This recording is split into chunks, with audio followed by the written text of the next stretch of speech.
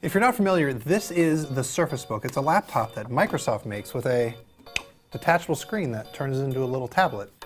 Now, there's a new version out. This is the Surface Book 2. It's a 13.5 inch, but new this year is this big guy, the Surface Book 2 15 inch. Let's take a closer look.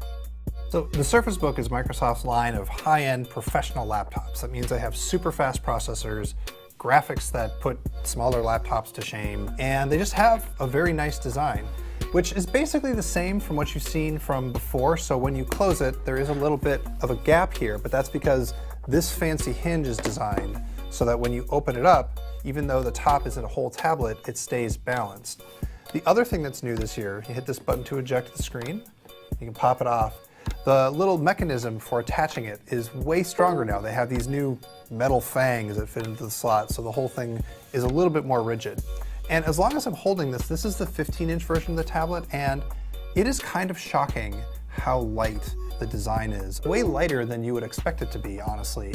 And it looks really, really good. It's a very high resolution, really good color, and of course, you know, it's a touchscreen. And even when you dock it, the 15-inch is still remarkably light. It's just over 4 pounds, so you know, for a laptop of this class, that's about appropriate. You might expect it to be way heavier with the amount of power in here, but they've done a pretty good job. Now, Microsoft put a lot of work into the keyboard, but the funny thing is that it kind of doesn't show because it's just really good without pointing out that it's really, really good. It's got good key travel, good clickiness. It's a solid keyboard. Some other really nice new design features here. This 13-inch version doesn't have any fans in the top of the laptop here in the screen. There might be some in the bottom if you're running the graphics card, but whatever. And here, you'll notice that the keyboard, if you look closely, doesn't have a little divot around it anymore. It's just a smooth, big line on it, so that looks way better. Oh, and if you go into, you know, tablet mode, each of the tablets in these things should last about 5 hours on their own. Microsoft is also claiming 17 hours of battery life on these things, but you should know that Microsoft measures battery life a little bit differently than other companies. They measure video watching time, so you might not get that much in actual real use, but either way, it is a remarkably long time for a laptop of this class to last. All right, I know you want to know about specs, you want to know about power, so let's get into it. Both of these laptops come with the 8th generation of Intel's Core i5 or i7 processors, and what that 8th generation means is that they're quad-core processors instead of dual-core like you might have seen before.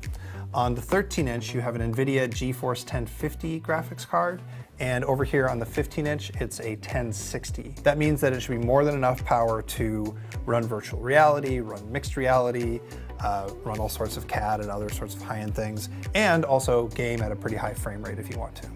Okay, ports. Everybody loves ports. I love ports. You love ports. Whatever. We're talking about ports.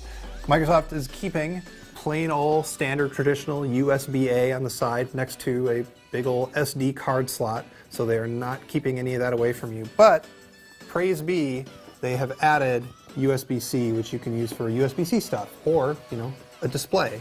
There's also, of course, the traditional Surface connector, which is the little magnetic wing that fits on the side. And I don't know, we gotta point it out, there's a 3.5 jack on the tablet side of it too. So if you are looking for a pro laptop that actually has the ports that you want and don't want to have to live that dongle life, Surface Book pulls that off. Now, the thing you should know is that getting a laptop with a good graphics processor and a detachable screen that you can put in on the other side, and the really, really powerful Intel processor and the touchscreen and the pen and all that, it doesn't come cheap. So the 13.5 starts at $14.99 and the 15-inch starts at $24.99. And they'll both be available starting November 16th.